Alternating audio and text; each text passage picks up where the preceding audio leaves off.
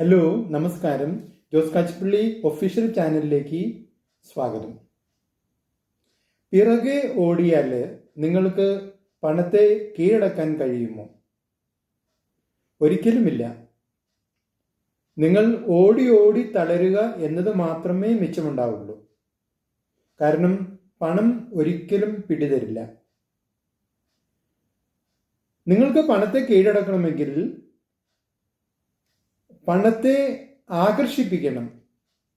പണം നിങ്ങളെ ആകർഷിക്കണം. അങ്ങനെ വന്നാൽ പിന്നെ കാര്യങ്ങൾ ബഹുരസമാണ്.